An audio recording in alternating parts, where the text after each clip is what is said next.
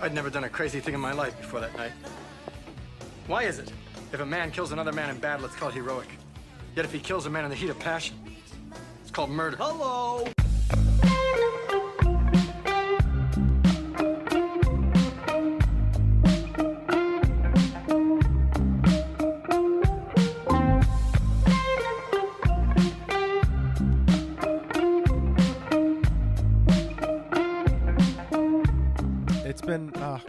It's been. So I quit that job. Do tell. I quit that job. Let's hear. Spill the tea. I feel really bad about how I did it, but at the same time, it came down to my paycheck. They didn't pay me as much as they said they were going to, and then they tried to justify it afterwards by being like, "Oh no, but that was your training period, and during a training period, we're not going to pay you as much as we said we were in the ad." And I was like, "That's not really that's not cool," and a bunch of other little things that they did as part of policy. I was like, I really don't feel comfortable doing this, like especially waiting tables where it's like they add like their own 20% service charge and do shit like that. I'm like, I'm really not comfortable with this. Every single time you have like a good meal with somebody where you're giving them really good service and you get to the end, you go, by the way, I've given myself 20% tip. It's just like a really weird thing to watch the color fade out of people's faces when they're like, oh, okay, great. And so I went in for a shift on Tuesday and went right up to the manager at the time. I was like, yeah, this is going to be my last shift. And then I explained to them all of that. And instead of being like, well, you know what? The difference in what you were saying per hour is really only like $150, $200 for us. And you're a good worker, so we're going to go see if we can get you that. Instead, they continually tried to justify the math to me. Like, no, I did the math. I understand why you did it this way. I don't agree with it, though. So I'm leaving. This is my last shift. And it was the most awkward 6 hours of my life. Yeah, that's pretty baller that you didn't just wait until the end of the day. And I know you said before, you're like, oh, well, they get very busy and they'll just ignore you. Yeah. I think if you drop the bomb, I quit and I will not be back for any of my remaining shifts this week, nor next, nor any time in the future. You'll have their attention. I was like a ticking time bomb. I had to get it out of me. I was like, this is a good morning. I quit. But then you should have walked off the job site. You stayed 6 hours with a fucking storm cloud of feces over your head. They were trying to get me to work the rest of the week, too.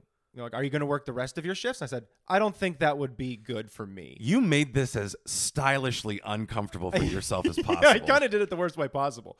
I feel really bad. I believe they've lost other people's sense as well. And it's been a week. So it's been. And so I'm a little worried about it. At the same time, I'm not. It is what it is.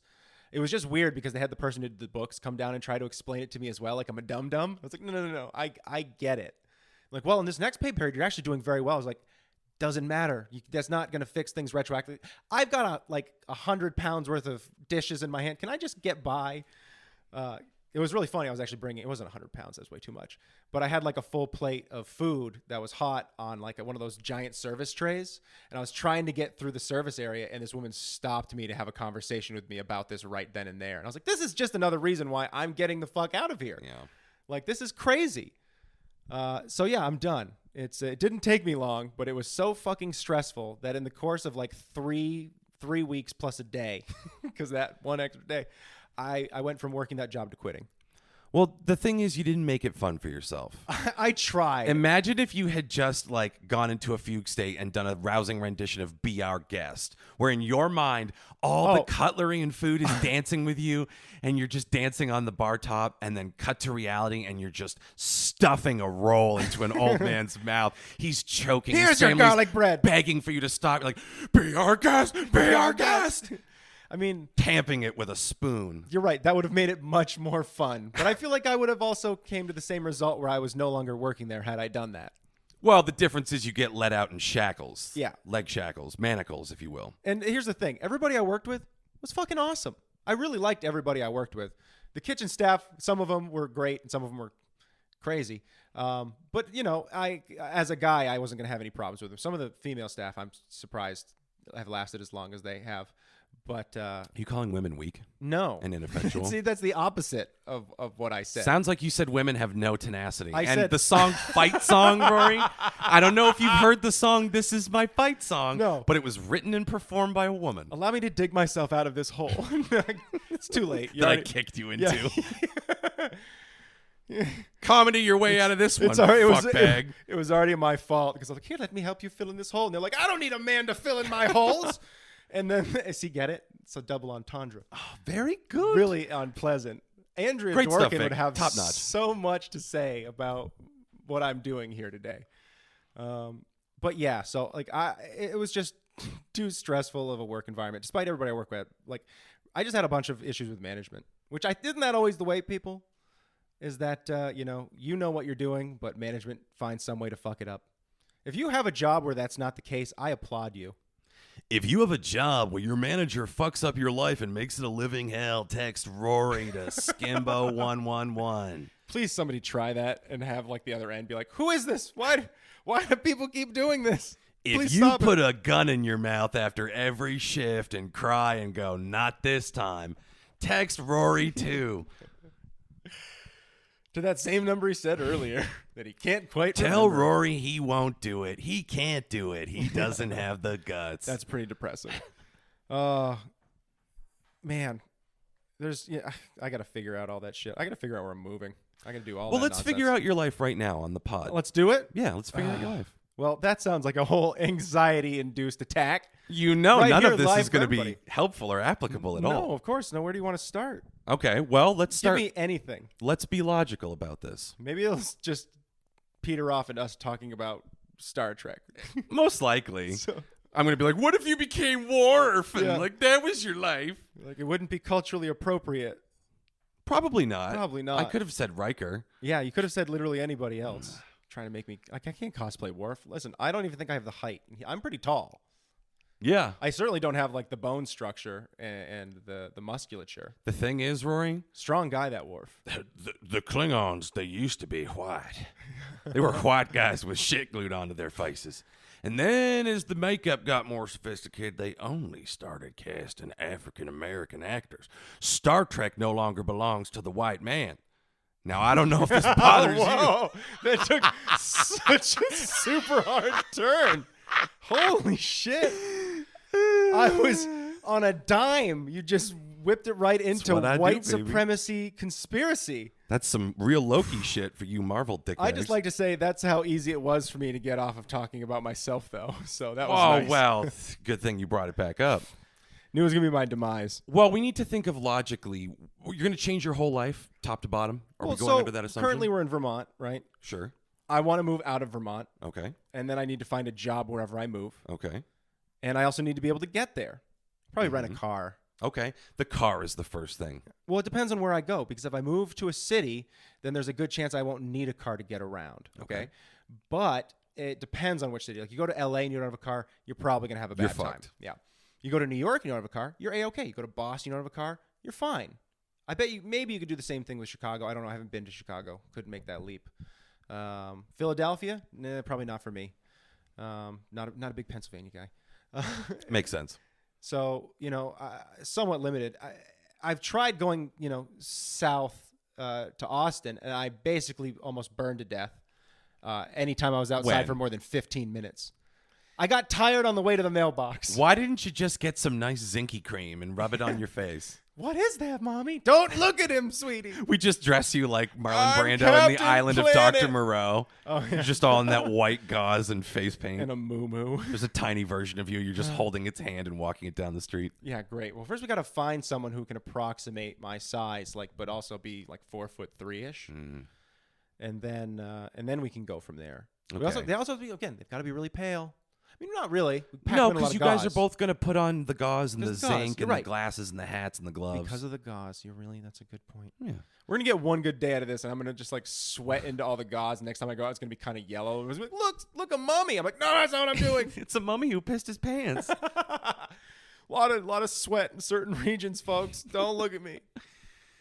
This is live theater. I do it for you. But so, yeah, if I'm going to move, it's going to have to probably be not somewhere crazy hot. But though I've kind of made my peace with that a little bit. If, in fact, that becomes the case. Well, I tell you what. If you go to LA, it's going to be hot. You go to Yes. Austin, it's going to be hot. You go Yes. to Boston, the summers are going to be hot. The Humid. summers are going to be hot and humid in the city, and the piss trash Yes. becomes especially pungent. Well, New York was a special, awakening to that smell. Like, you think you know, and then you're there for it every day, and you get the different flavors of it. It's the kind of thing where like you've never smelled bad until like the New York subway passes and a bunch of air gusts up and it hits the trash, and you're like, I chose to be here. When it's 80 degrees at 7 a.m. and it's just bodies stacked wall to wall in the subway tunnel, and that train goes by and just pushes a sonic boom of pee-pee and poo-poo and trash and hooker blood and every other thing. The worst is when someone smells real bad and you're trapped with them in the metal tube until the next stop. Especially if they're holding the arm bar above your head. Oh yeah, and they're in a tank top. Yeah.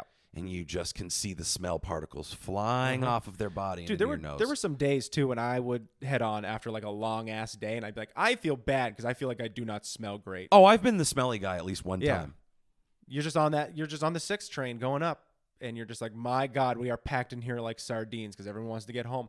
Really doesn't surprise me how COVID kind of spread that fast now that you think about it. And why would anyone be in a hurry to get back to the Bronx? Got to get home. Just going to go in, and you're going to sit on like the 3rd or 2nd floor with your window open and a box fan in with your television so loud that all your neighbors can hear what you're listening to. Ah, yes. I miss it. Here's the thing, man. Me too. Yeah. New York was a fucking absolute living nightmare, and I loved it. Yeah. It's kind of like every day's a little bit abusive, and you're just like, eventually, kind of like, I kind of like this. You spend all day, every day in fight or flight mode. If you're doing New York right, which is to say, if you're totally fucking it up, you live every day in fight or flight mode, and you go to sleep at the end of the night, and you sleep the sleep of kings because you're like, Exhausted. I survived another day. Yep. And you lose consciousness. Yep. You wake up the next day like, okay, got to fight for rent. Let's go. Bang. And then, off you go. You got to get on that fucking train. If you're not on the train that you want to be on, that difference in that next train is enough time where you're either going to be on time or late because you timed it. You're not waking up that extra 15 to 20 minutes early for the previous train because, again, most stops handle multiple different lines. And there's the one fucking train that brings you right as close to work as fucking possible.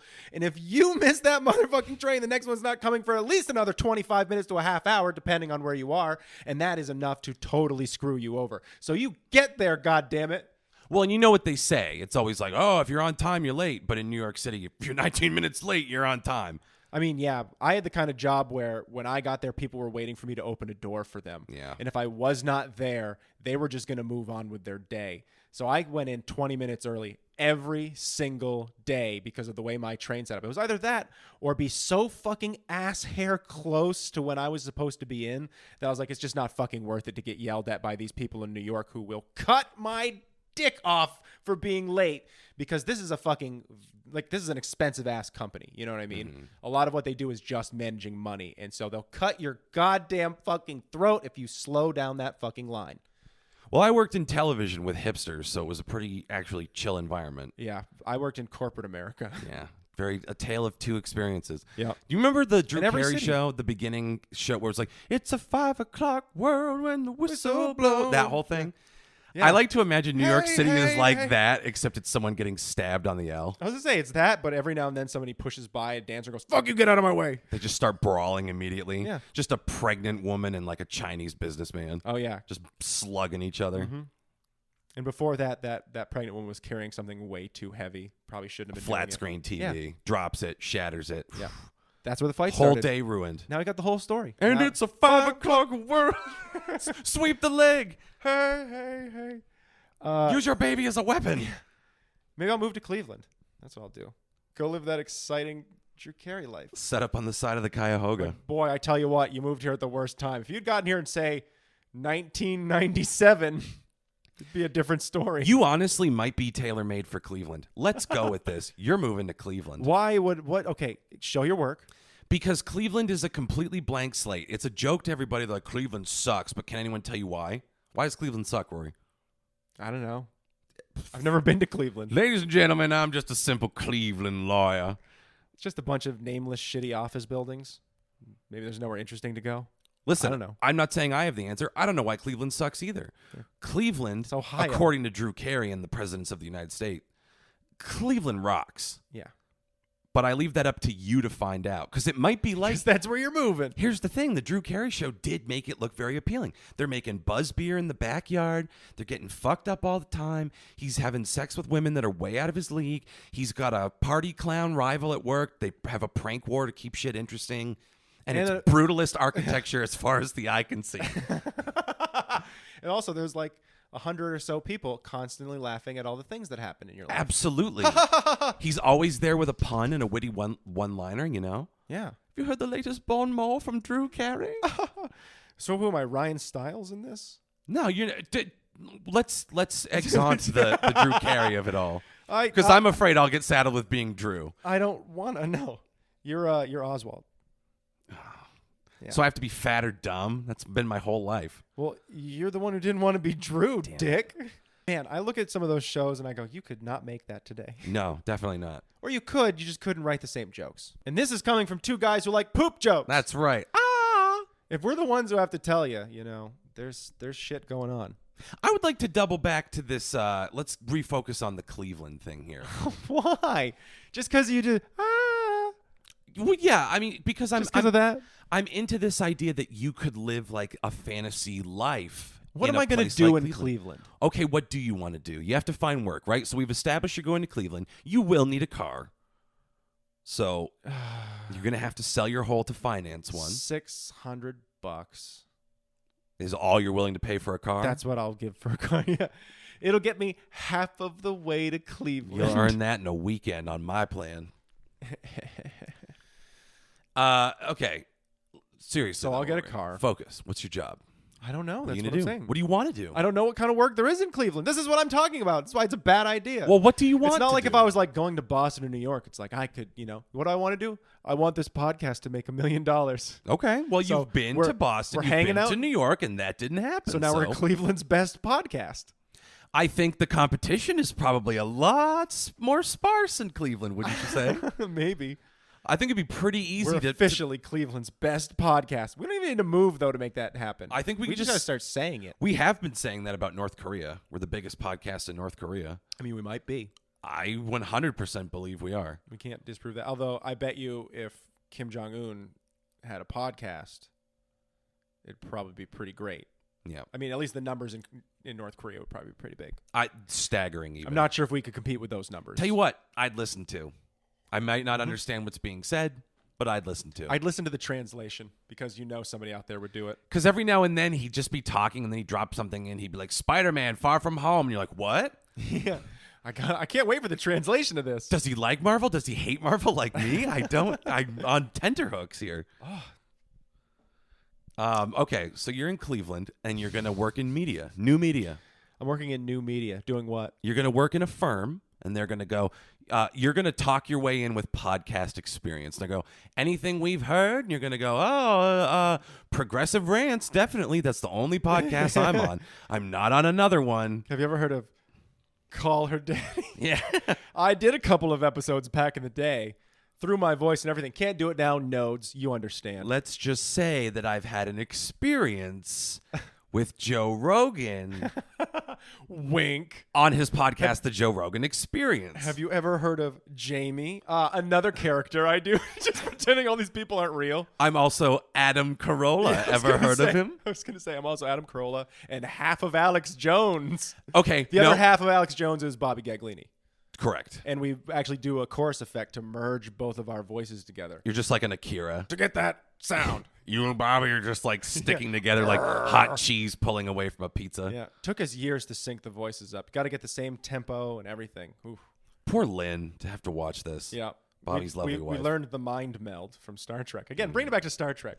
Or you could just have a transporter accident like in Voyager where they fuse the Vulcan guy and the weird alien fish guy. Yeah. It becomes Tuvok. And or we no, just yell. Tuvix because it's Neelix and Tuvok. Why do I know this?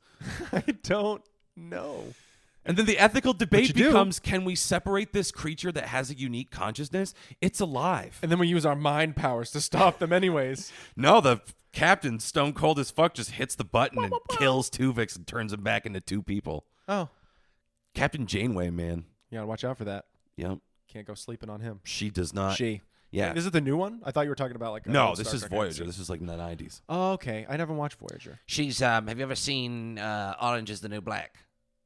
I've seen a couple episodes. Okay, you know the Russian woman on that? Oh, that's her. That's her. Oh. Her real name is Charlotte Church. That is not No, right at all. It is.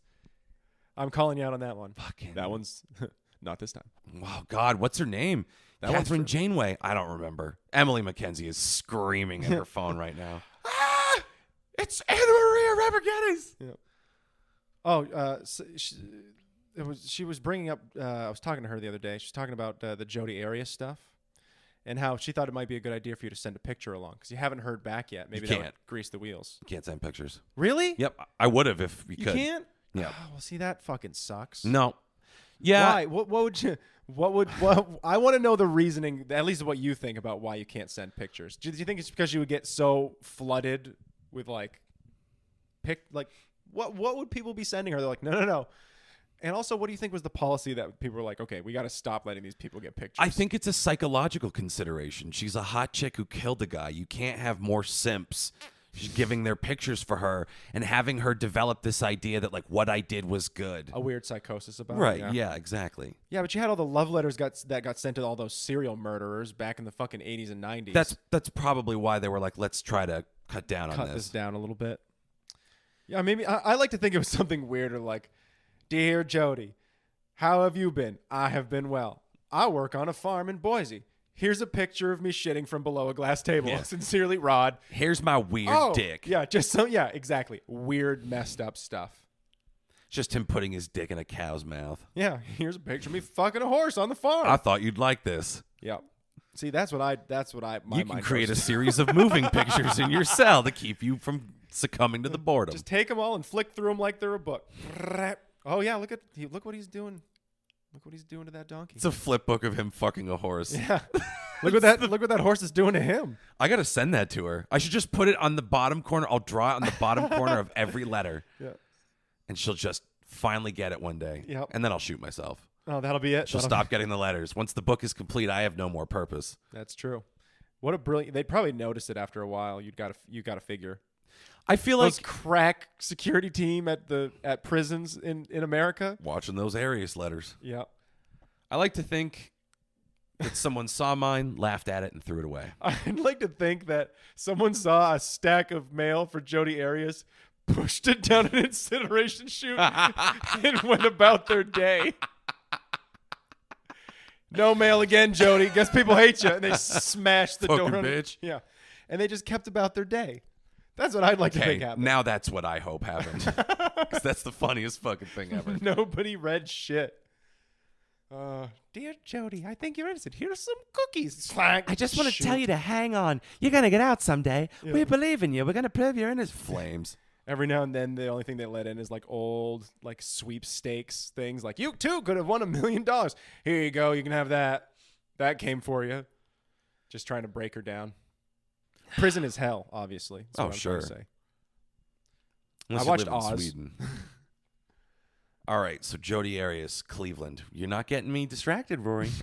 Cleveland rocks. I'm not moving to Cleveland. You're moving to Cleveland to work in new media because you're going to bullshit your way into leading their podcast division. I was going to say, if anything, you've convinced me to rejoin the hell that is New York City. I think that's a mistake. I think you're one turd in a sea of turds. Yeah, of course. You can be a crown jewel. You can be corn in a sea of poop in Cleveland. Yeah, great. Again, if you'd ever visited Cleveland, you'd be like, oh, you can go check out the box museum or like some fucking ludicrous thing. I'd be like, ooh, interesting. But like, what's the selling point of Cleveland other than that there's so little there? Why don't I just move to the fucking butt crack Missouri then? Like, you know, Because it doesn't have the brand recognition that Cleveland has, Roy. you're the only brand recognition I've heard. The only reason I've thought about Cleveland and what must legitimately be the past 5 to 10 years is what you just said to me during this podcast and old memories of the Drew Carey show, in which I wasn't even thinking about the fact that it took place in Cleveland. It sounds like Cleveland's been in your heart all along. Yeah, like a tumor, And that your heart song wants you to move to Cleveland Or like on the a- banks of the an Cuyahoga. unsecure vein. It's just One day is obviously going to cause trouble, but not today. Can you imagine? Not this time. Not this time, but eventually. That's how close Cleveland is to my heart. Like a benign tumor. I say benign because I'm being positive. Yeah. Well, that's half the battle right there is having a positive outlook about something that, let's be honest, is definitely going to kill you. Yeah, eventually. I don't think you get a tumor on your heart and walk away, Rory. Well, they get in there and they're like, oh, I really was just a benign cyst that was sitting outside. You know, we thought it was worse than it is. But thank God we cranked your chest cavity open like a fucking rusty barn door. I have good news, Mr. Fitzgerald. Look, would you like to see the video? And it's just me getting ripped open like a rack of lamb. Like, oh, look at it. Oh, it's goopy. It's a reverse blood eagle. Most immature fucking doctors ever. They cut the cyst and it just goops inside me. Like, that's why it took so long. We had to suck out all the goop. Turns out it wasn't a cyst. It was just peanut butter that had become dislodged from your arteries and formed a diverticuli. Sorry. That's a rough fucking thing to get. Diverticulitis. What is diverticulitis? That's when food gets trapped in the pockets of your intestines and sucks. just festers, and you get real sick. Oh, it almost killed Brock Lesnar. Good thing that hasn't happened to me yet. You better hope not. You better eat enough fiber, because if you're just like hammering Somebody meats, say McDonald's. I'm going to go get some more McDonald's after this. Just start pounding those until I get it. Are you? Yeah. Let's make this a self-fulfilling prophecy. I mean, you're getting your Cleveland body ready. If the Drew Carey show was any, I'm already Ryan style. I mean, like I've already got the height. You just We've got to been have over this. We're circling now. I have to be able to touch your gut with calipers and have it say that you're 25% body fat. Bare minimum for you to be accepted into Cleveland. They won't even let you through the gates. I'm sorry, our food will kill you instantly if you're not over a certain limit. You can't have Skyline chili if you're not at least 3 hundo. You must be this big to Cleveland. We won't even let you drive through just in case. That's a good episode title. You must be this big to Cleveland. Great. Remember that. You remember it. I'm not going to remember it. That's right. That's right. I'm not going to do it. Who takes charge of the titling of the episodes? It's me. No, because whenever I suggest something, you're just like, oh, yeah, totally, sure. And then you go with something completely fucking different. Correct. Because so why bother? Why even? So when you're like, oh, remember that? Like, what does it fucking matter if I remember it? It's the dance, Rory. You're the dance. Wile E. Coyote and the Roadrunner. What are they going to just sit Which on their one cell am phones I? all day? Take your pick. I'm not picky. Yeah, great. See, then I don't think you understand what their dynamic was. It's mutual respect was their dynamic. I think it'd be more. Was it? Yeah. What? Love of the game. Yeah, I don't To think play that's- against the best. I don't think that's what was going on. I think we watched a different cartoon when we were younger. I think we did too. I think Acme was out to get that coyote. I feel like there was some bad blood there. I feel like Acme, for everything that they had, someone had to be getting good products, and it wasn't the coyote. Every time, really, not one of his products is going to work right. How does Acme stay in business? How did they stay in business if everything failed? Was there someone out there doing like engineering on them, being like, if you purchase these 3 pieces of shit, then you'll get this other thing, like it's IKEA furniture. They just mixing and matching and being like, I bought 2 bed sets and a hutch and got an armoire. Check it out, everybody. Except they're doing it with rocket parts and catapults, and somewhere out there's a very fat coyote that's eating all the fucking roadrunners. They're doing a little tongue meat thing, and he just crushes them with a boulder. Rolls it over gently and just scrapes that fucking roadrunner off and has a good meal. That would actually be a really funny skit if you could do like the Acme warehouse workers trying to unionize, but instead they just have to piss in bottles and work like 19-hour shifts. Yep. And that's why they hate it so much. That or Wile E. Coyote gets a package from Acme and it's just a bottle of somebody's piss instead of a rocket. And he's like, what am I supposed to do with this? He just drinks it. Yeah, see, again, that's pretty dark. That one really sad. Hot piss on the tip of my lips. That's an actual song, by the way. I'm sure it is. It's I feel like everything is a song nowadays. Well, Tim Heidecker from Tim and Eric, he did a side project that was a country thing. Here's what happened to me. When? My Discover Weekly on Spotify, which for those who don't know, because they're stupid and use Apple Music, your Spotify Discover Weekly curates stuff based on your interests. So it gave me a song called Hot Piss. Great. And the lyrics are hot piss on the tip of my lips, dribbling down my chin. And I'm like, this guy's talking about drinking piss. This is funny as hell. This dude's talking about love. This guy gets down. He knows the good stuff. This guy right here, he fucks. So then I looked into it and I'm like, this is really funny. The Yellow River Boys. This is almost too self-aware. So it's all about piss. And then I looked at the album, and one of the songs is called "Somebody to Piss on Me." So it's just it's a concept band. It's Tim from Tim and Eric. He did Yeah. a whole country album about getting pissed on and drinking piss. It's amazing. I normally don't like that fucking guy, but he hit a home run with this. Well, he knew his demographic. He sure did. It was one guy. On this one, it was you. It has like 4,000 listens on Spotify. I'm sure I'm 3,999 of them. That's surprising. You always wonder what's going to be super successful with some people who have that kind of reach, and then some things just sneak through and nobody gives a fuck. Yeah. Well, That's the way it goes. that's going to be your experience in Cleveland, I think. Yeah. I mean, look at this. I mean, everyone knows I did those PBS shows back in the day. Millions of watchers. This, like 20, 30. It's just weird the way that works. Yes, I was in Wishbone. That's right. I was the voice of Wishbone. We just cut to footage of you kicking the dog that plays Wishbone. Oh my God, somebody stop him. And he just carry me off screaming like a... I will not be upstaged by a fucking dog.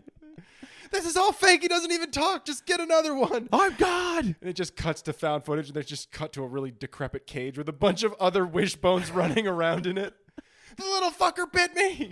You just hear something hit a wall really hard. That's horrible. That's the worst thing ever. Sorry, guys. We know you all love Wishbone and dogs. I'm just seeing like there's just an outtake somewhere of it's just been like, what's the story, Wishbone? And the dog just freaks out and attacks the kid. Just Bites him on the dick. screaming there while it mauls him. And you just get shots of like little pieces of clothing getting tattered. What a great classic. Again, probably no blood because it all came out in the 90s. Wishbone Outtakes is another great skit. Yo, Wishbone outtakes. Another great skit. Another great he episode peed on title. me. He peed on me. Oh, he peed his Sherlock Holmes outfit. Oh, he's eating his own puke, just like dressed as Macbeth, just fucking, just eating puke. He's humping Susan Sarandon. Yeah. I'm just thinking of all the things. Little Wishbone, Edgar Allan Poe, just go. That weird egg yolk vomit that dogs do. Cut. Bring in the other Wishbone. I'm sick of this shit, man. Dude, my fucking golden retriever growing up, Charlotte, was this big tank of a dog. And she did the egg yolk puke in the back of my dad's car once. And we almost hit a fucking tree. It was so much, and it stank so bad. Oh, that's too bad. Holy Funny shit. things. Oh, God. I'll always remember. So my grandparents growing up had a bunch of dogs. Just a bunch. Like, they'd be the kind of people like one day these dogs just showed up on their land and was hanging out on their porch. So they're ours now. Like, just from a different time. And I'll never forget when I was a kid and one of them, we were running out back playing and it just came over to me, smelled me, and then just pissed right on me. Marked me as his. Caught just the scent right of there. a lesser stag in his just- nostrils. Just sat there and they're like, oh, Grover, no.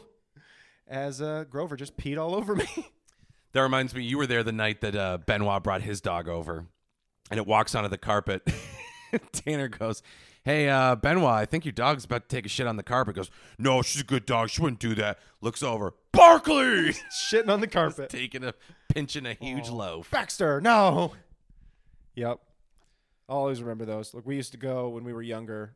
We would go to like a little camp out on Groton Pond. Ah, yes. And we'd stay out there for either 1 or 2 weeks.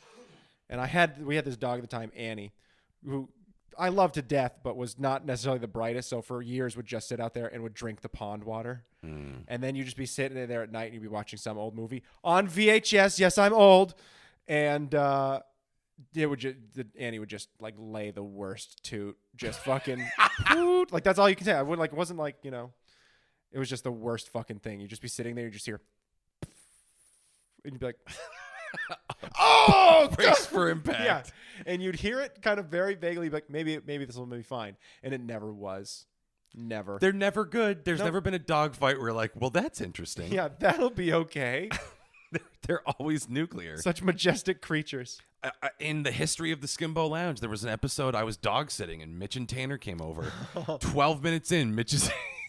no, Tanner's in the middle of a story and Mitch just starts retching. Yep. And I'm like, what's wrong with...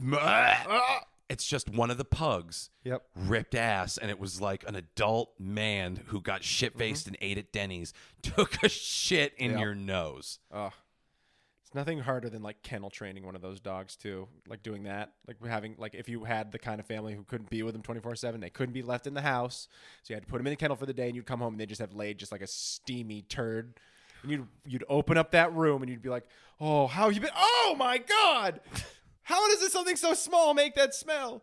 And it was just always the most brutal fucking. Again, just like what I imagine baby poos smell like, you know, just kind of like that consistency where you're like, if I didn't know any better and had no sense of smell, that could pass for soft serve ice cream. And yeah, these are all fond memories, by the way. Oh, of course. Love it. You want me to take you to a really dark place? No, You sure? you're gonna. No, it's fine if you say You're no. gonna. I won't. It's about animals dying. It is. Oh, that makes me really sad. So yeah, we don't have to talk about I it. don't want to talk about That's animals okay. dying. My pets live forever. They're on a farm. You stop it. They are on a farm.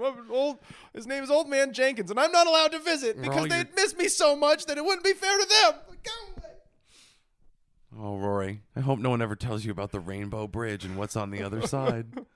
It's okay. Take a minute. Compose yourself. I won't tell the scary story. What's on the other side of the Rainbow Bridge? Well, definitely my uncle's pig, Sparkler. Yeah, you can tell that story. That's a fun story. You've told that on the pod, haven't you? I think so. Sparkler the pig, I think I've told it on the pod, was my uncle's pet potbelly pig. Mm-hmm. And he was really cute when he was small. And then he started eating apple cores and carrot scraps and trash and rocks. And he just started turning into a giant lump. pig. Yeah. A big time pig with one of those bulbous faces. Yeah, thought it was going to be a little teacup pig and ended up being a pig. Oh, they never thought it would be a teacup, but Also, they're idiots. It wasn't just like it was like they thought, well, potbelly pig, it's not going to get that big, and it's like you're right, it won't get as big as the hogs that you butcher for food, but it will get big enough that you will tear your meniscus tripping over it in the night. Yeah. Which is why Sparkler had to go. An untimely demise. Sparkler was killed and eaten. The fact that they ate their pet afterwards, like in a non-apocalyptic scenario where it's like, I'm sorry, Seymour, and I know that you're an indoor cat and you're not going to survive. Like, that's so dark. Imagine if it was a golden retriever. Did you ever see the old fucking episodes of Preppers? Like when they did Doomsday Preppers and shit? I loved those shows in a horrible, terrible Did they sort eat of way. dogs on that show? No, but they would always talk about how like it'd be somebody in the city like, I've got my bug out bag ready and I'm gonna try my path today for preppers, and like they would do their thing, and they're like, part of my plan is to know that I need to kill my cat. I need to execute Scoops because Scoops can't live because he's a domestic cat and he can't live in the post-apocalyptic world. So the first thing I got to do is kill Scoops. Bye, Scoops. And then they go off and do their thing. I'm like, what the fuck? He's just pointing a gun at his cat's head. Snap. And then they go, okay, moving on. Just Just to prove I could do it. the fact that these people like have that, like, don't get me wrong.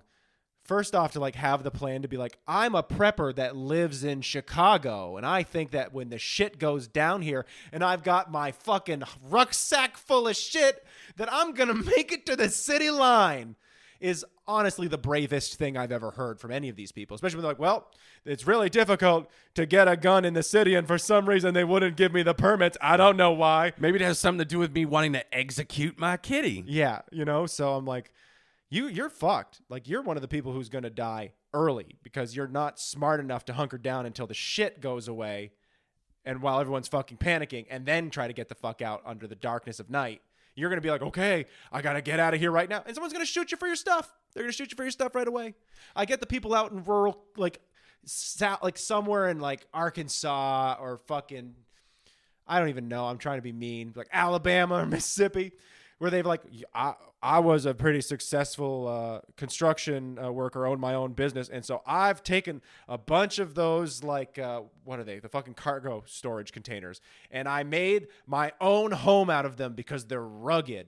And so, like, they build themselves a bunker, essentially. And they do it out in the middle of fucking nowhere. And they stockpile all this food and all these seeds and all this shit. And I sit there and go, okay, these are the crazy people that are doing it right. The crazy person who's like, I also need to live in the city, though. I'm like, you're going to die. Yeah, they're going to kill you and take your rucksack full of sweet, delicious dog jerky. Yeah. You're done. There's just, Look, if you say you're living in New York, there's like 7 to 8 million people at any given day, depending on how many people come in and out of the city via commute. There's so many fucking people. You're sitting there in downtown Manhattan. I'm a successful stockbroker, and also I fear the impending financial crisis that's going to destroy the world, and only us 3%ers that are ready. He gets a little racist. And, you know, he's sitting there going, I've got my bug out bag to get out of downtown Manhattan in my high-rise apartment or whatever. Obviously, that guy doesn't exist. But a doomsday prepper who Stock lives trader. in a high-rise. Yeah. Yeah, interesting. you know what? Maybe. I mean, I try not to think along those terms because New York's a big, diverse place. That's very woke of you to give a white guy that benefit. Listen, let's be fair. There's probably a lot of obnoxious white stockbrokers in Manhattan. Call me crazy. I think that's a fair assessment. They've got a backpack full of ketamine and astronaut ice cream, and they're like, that's my bug out bag. That's it. They're just running through crowds with On that. the next episode of Preppers, it's just him stuffing ice cream powder into his mouth and pills. He's just ODing in an empty subway tunnel. But yeah, you get my point, right? What was your point? The fact that there's prepper. I don't know how we got to preppers. Because we're talking about poor Sparkler who got Yeah. killed and eaten. And oh yeah, right, exactly. Well, I had to make it happy after your depressing ass stories. I thought I'd talk about how stupid people are. I also asked him, by the way, just to close this out, I was like, Is this the are bacon we're eating? potbelly pigs even good eating? He goes, nah, not especially. You're like, why didn't you just bury him then, you sick bastard? Why will let it go to waste? Thanks, Ramsey Bolton. He's like, Weak. Jesus Christ, it's good meat. Feed it to the hounds. Okay, that's basically like, did he feed it to his other pets? No, him and his wife sat down to a lovely candlelit dinner of their pet. Of potbelly pigback ribs or whatever. This is like the most disturbing independent film you've ever seen. It can be beautiful in its own It's way. written by the guy who wrote what's her name's Infinite Playbook and Nick and Nora's Nora's, Infinite yeah. Playlist. Yep, and Juno, and all those. It writes a story about a very, Ellen Pagey kind of quirky gal going through some hard times in her life and dealing with her crazy family who ate their pet. And our doomsday preppers. We certainly took that in different directions. You say like Diablo Cody. I say Michael Haneke. Okay, Who, Funny Games, right? I've heard of Funny Yeah. Games. He makes those kind of movies where miserable people die in horrible, painful ways after Sure. inflicting pain and suffering on all the people around them. Yep. They're good movies. Mm-hmm. So that's what you see. Uplifting. Yeah. I don't think eating your own pig goes any So other way. they're sitting there eating scoops, and then there's a home invasion afterwards. Exactly. What are you doing? And then the people who are somewhat the antagonists realize they're not even the antagonists. It's really the people that they're committing these acts upon. Really dark stuff. The real monsters. Really makes you think as a viewer what you've gotten yourself into by watching this. Yeah. It also wasn't a potbelly pig. It was our son. Ah! The bones look the same. Ah! He was fat. Yep. Something really fucked. Something really fucked up. Admittedly, everyone that listens to this podcast would watch that movie. Yeah, probably. Especially if we made it. They'd Yeah. be like, well, I bet this is going to be Okay. stupid. And then they watch it and they're like, Well, you think that I'll ruin it for them. You think that the two people sitting there are going to get their comeuppance, but it ends up being more of a bleak commentary on how bad people often get away with being bad people in society. And so the police show up, or not even the police. Let's say one of their estranged sons shows up and just blows the two of them away with a shotgun. Very graphic, very horrible. And the parents are obviously super relieved, and it just gets this sort of very uncomfortable malaise of an ending. yeah, maybe the son just sits down at the table, picks up one of the home intruder's arms and just starts sawing into it with a steak knife. Yeah, Takes a little delicate bite. I was going more with like the police show up and get everyone's statements, and afterwards he's like, "What have I done?" And you get this real sense that he's not right for the rest of his life, not only for having taken both these lives, but for having done it for two parents that he's become estranged from and secretly has resented this whole time. What if he's a cop? What if their estranged son is a cop? I mean, that could work. And he shows up and he has to decide whether he's going to turn them in because he doesn't owe them anything. Yeah. They're estranged. But they're also his parents. God damn it. And we end it before you get the decision. Exactly. You just see his face in that last That shot. conflict. That morbidly obese actor that we're going to cast. Wow, we're real dicks. Because we're going to base it off of my family. Then my cousin will be playing the cop and he's fat as fuck. Oh, jeez. Wow, blow up his spot like that. I have one male cousin, And he's fat. and he's 400 pounds. Oh, okay, that's fair. That's rather large. 6'7", 6'8". No. Okay. No. But Didn't say I didn't love him. I'm just stating a fact. he's a big old guy. He's a and he big, likes to wield it. big Chris Christie looking motherfucker. Well, that's nice. Who's always strapped, too, so don't mess with him. I feel like you can say that about a lot of people. I'm These honestly days. kind of proud of him and proud of that. He's a 400-pound trucker who open carries. Yeah. That's honestly kind of cool. I'm not sure if I agree. For a couple of reasons. Fuck you, that's my family. Yeah, you've been speaking so well of them in this movie that we fucking just crafted. We're putting a fucking new Loosely roof on based. the sugar shack up at the farm, and he's got his fucking gun tucked into his pants. I'm like, what are you gonna, gonna get? possibly need the gun for? To hammer nails into the roof? What, Rustler's going to show up? Yeah, no, there's always that thing where it's like, you never know. You never know when you're going to need it. And I sit there and go, kind of. When you have it, like I you're- do know. I you're do more know you likely won't to need use it on the roof. Like I said, like, well, you never know when you're needed. Be like, I tell you, I've never had need for a gun and I've never carried one.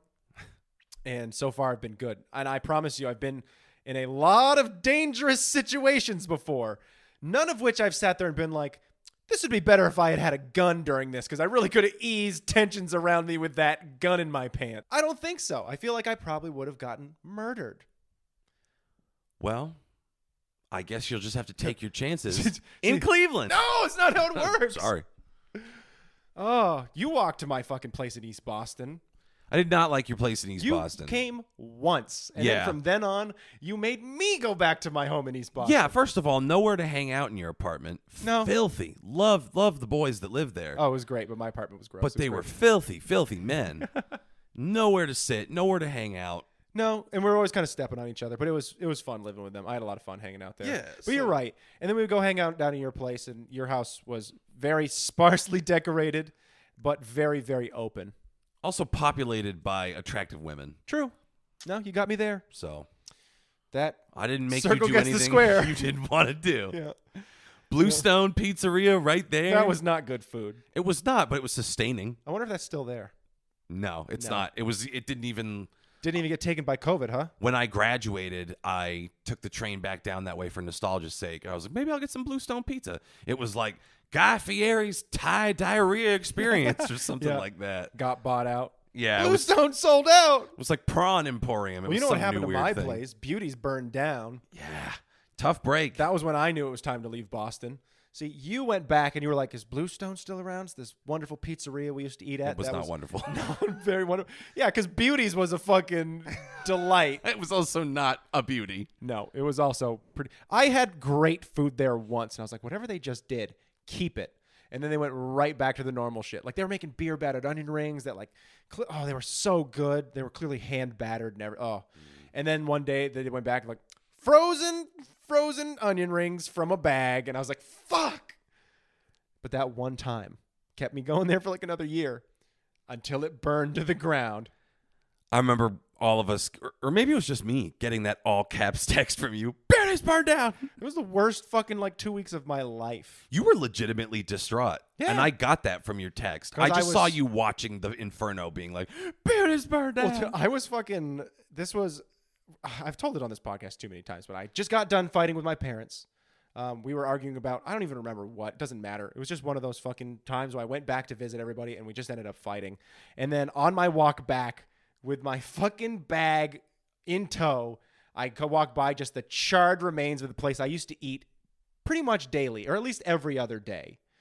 And then I went back to my apartment. A week later, my girlfriend broke up with me.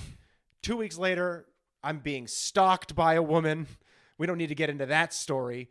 you know I'd love to, but I respect really it. don't. And so it was a tough time. And shortly after, I moved to Austin with all of you. Doesn't take much to get from where I just said to why, you know. The Beauty's pizza But was Beauty's so... was the funny part of all of it. Let's get back to the Beauties. Dude, the pizza at Beauty's was fucked. It was tasted spongy. like they took a cookie pizza and scraped all the chocolate off of it and made it with fucking cheap pizza shit. It was like you were saying like that. It was like almost like somebody had taken Play-Doh. If they could make that into edible things, and they're like, okay, a slice of dough. Great. How should it be?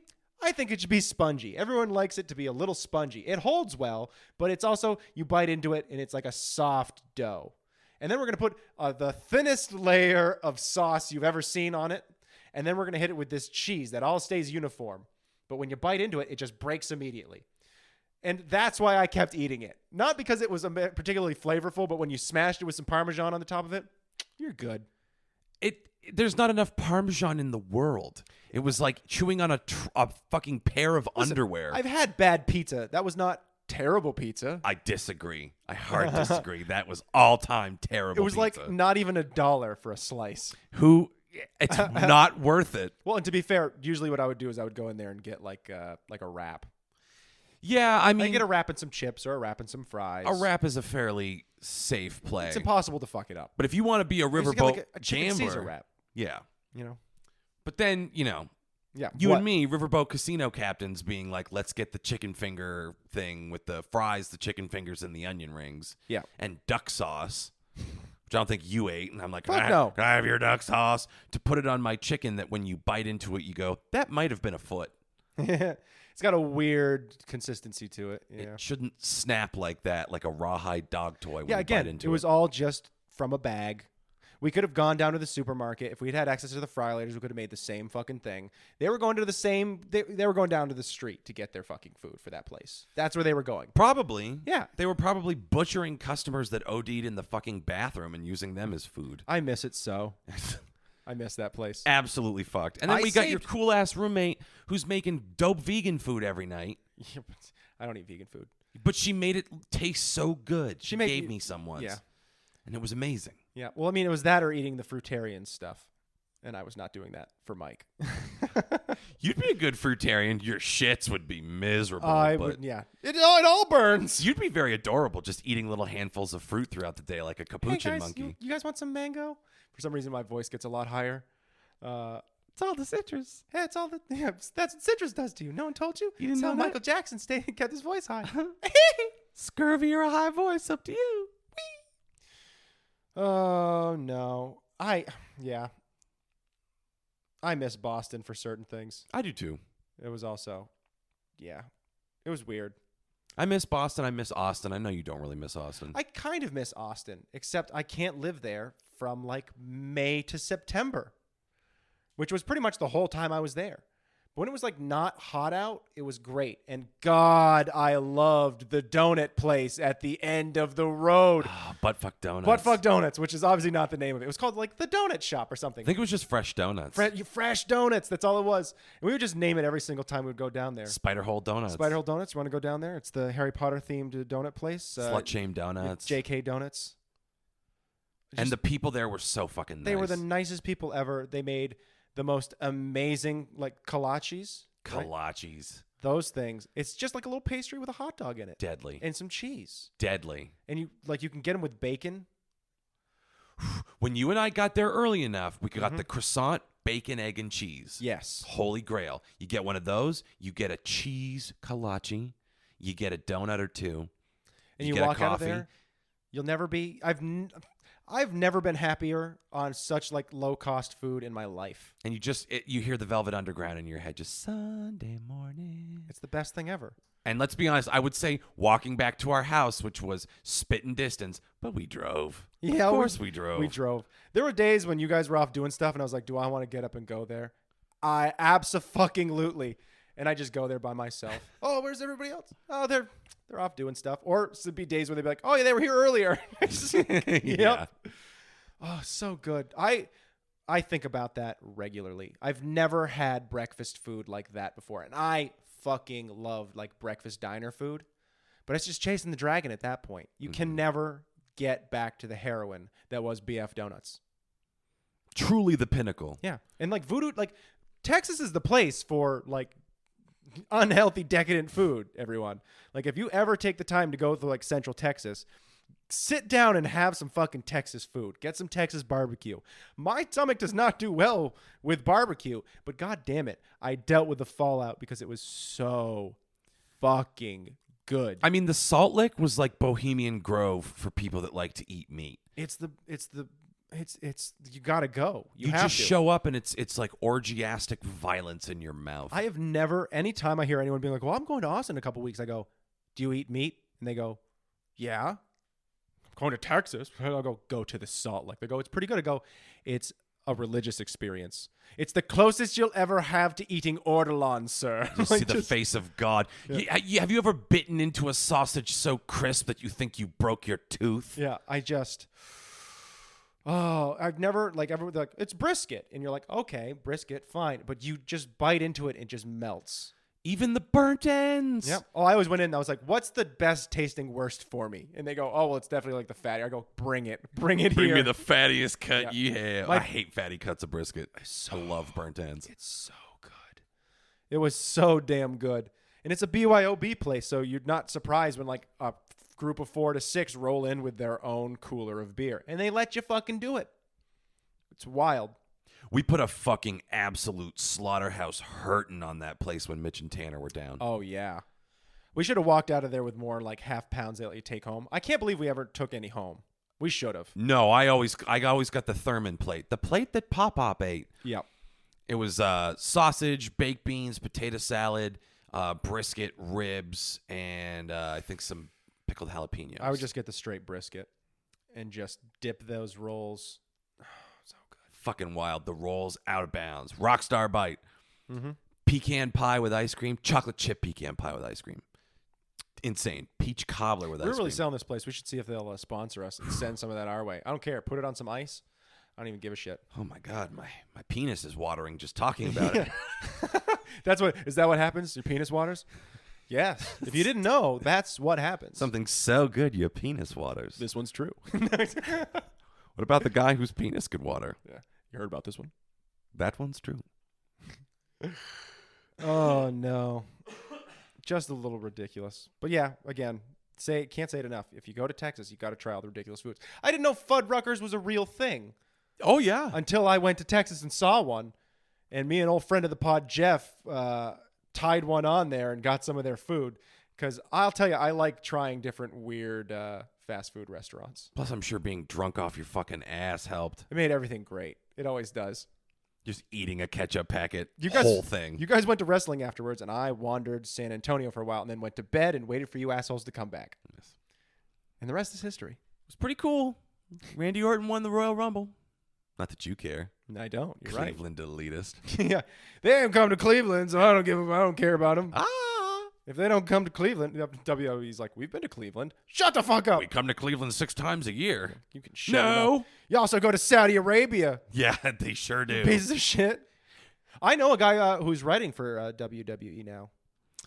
I hope the next 8 months don't kill him. We'll find out. Because Vince McMahon, notorious asshole. Very difficult to work You with. spend an entire week writing a script. He comes in 1 hour before the show on Monday and rips it up. Goes, what if we had a large-breasted woman farting on an elderly dwarf? You've got an hour to put that together. So that was the 2000s, huh? Correct. Okay, that's fair. Correct. It's pretty tough. Pretty tough The stuff. golden age of wrestling. Now the dialogue makes a lot more sense. It's fucked. Wrestling's so fucked. I can't believe I liked it so much for so long. Yeah, me either. It sucks, man. Me either. I kept trying to tell you guys, like, this is just, it's so good, the stories. And I watched the stories with you guys a couple times, and I was like, no. It was good. NXT was genuinely good. And the old shit, the Four Horsemen, Ric Flair, all that shit is very good. I stand by that. But main course, main roster, WWE, John Cena, all that other shit is garbage dog shit. And they just hate fuck their fans by delivering the stupidest product imaginable. Oh, we know what you want, and we're not going to give it to you. Eat up, little piggies. We're going to stick our fists up your ass. I'm going to give you the scraps. I mean, see, and that's my point, is like you sat there all the time going, it'd be great if this happened instead. And I was like, but why do you like this? Because it's not ever what you guys want it to be. Very, very rarely did something happen. You guys were like, that was amazing. And it was always the one interesting event. It wasn't any of the lead up to it. And then half of it was disappointing anyways. And you guys were always like talking about that. And you know the whole thing like it's goddamn encyclopedic knowledge. And I'm just like, but why? I still do. I know. still do. Oh, I know you do. I'm Now- sure it's not lost on you. Now, goddamn John Cena's a fucking Chi-Com and Exactly. What happened to where my country gone? Where my country gone? Yeah, great. Well, we're getting a little long in the tooth here. What do you think? Yeah, I think we've subjected them to enough. It is powerful hot in here. It is a warm sweating. one. I'm Yep. clammy. We got to figure out what we're going to do. So we're going to have another episode next week. And then after that, there might be a little break, or we're not sure. We're going to have to figure that out. I think we can probably get one out for that Wednesday, right? We're going camping. One of two things is going to happen. Either you guys are going to get a cameo-filled, star-studded event with all your favorite characters from the Skimbo Lounge. Yeah. Out at camp, the OG Skimbo Lounge, from whence the show gets its namesake. You will get that, or you will get a whole lot of nothing. Yeah. That's basically, it's a huge gamble. Will we feel like it? Will anyone else feel like it? Perhaps you'll get like a small amount of fireside chats. You never know. We get real introspective with that shit. Maybe I'll forget my computer and we won't do it at all. You'll just have to stay tuned, Riverboat Gamblers, Oh, boy. on the Skimbo Lounge. In 2 weeks, which is kind of weird. We didn't talk about it next week, but fuck it. Do you, all right there, Mr. Big Cleveland, you got any thing you want to plug? Shit, no. No? All right. Well, from me and from the Cleveland Steamer himself, Big Rory, thank you. Go fuck yourselves, and goodbye.